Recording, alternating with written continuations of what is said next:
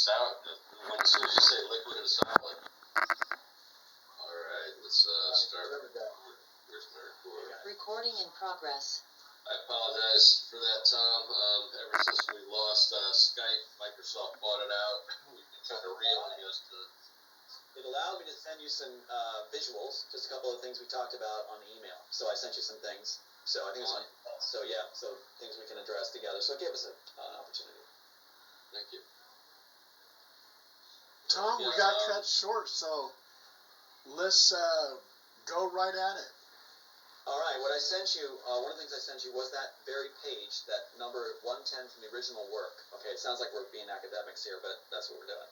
So at the top of that page, you'll see these words. I was telling people they can go ahead and freeze frame it.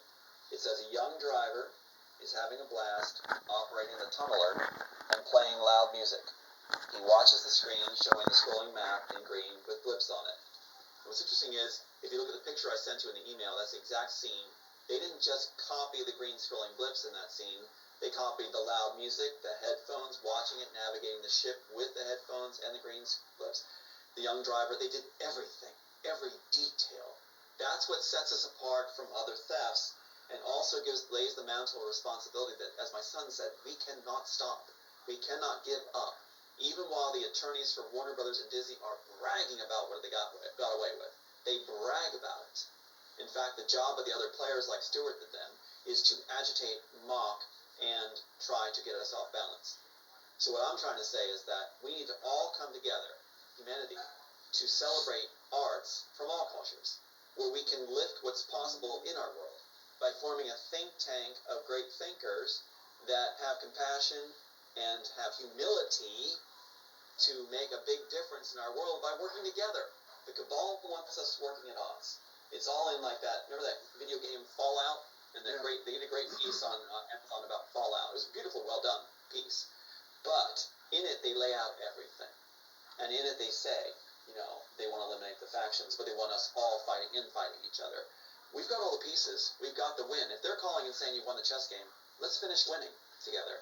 Tom, now you went out there in Hollywood and you're pitching this idea for the Matrix. Okay, so you had all the script and everything else that you created, that you wrote. But what if you wrote it into a book and published a book, which you didn't do that, right? You didn't publish a book. That's what's so different. That's the usual way. Continue. Yeah, so you publish this book. The book goes out, becomes a bestseller, whatever. Hollywood comes to you and says, hey, we want to make a movie out of this. If you could go back in time, would you had rather had published a book and then go from there? It's a great question. I never had that posed to me before, and I like that when it's something new. I like it new. And to answer that, as it gets my mind going, I always say a good question prompts more questions. So here we go. It does. I wrote the shooting script. They didn't know how to launder that really. That's why they came up with that 20-foot rule. But what's interesting is they tried to create books and have plausible source material that they could point to being books they created after I submitted. Now, mind-boggling. But your question is so good. Because in Oblivion, here's an example. Oblivion, held by Disney for Joel Silver. When the case is thrown in 2016, Oblivion is handed over only to Joel Silver by Disney.